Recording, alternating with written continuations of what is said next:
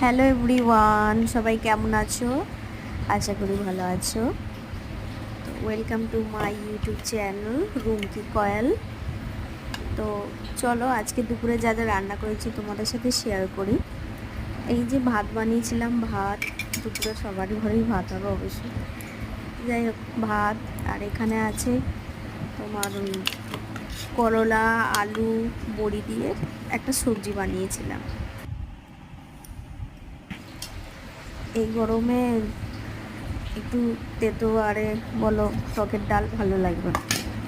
তো কলা ভেজেছিলাম, আর এই যে ভেন্ডি সেদ্ধ করেছিলাম। ভেন্ডি সিদ্ধ ভালো লাগবে এখন এখন ভেন্ডি করলা বলো পটল ভালো লাগবে। যাই হোক, তো চলো। আর এই যে ডাল বানিয়েছিলাম টমেটো দিয়ে, আম ছিল না বাড়িতে সেই জন্য বানাইনি।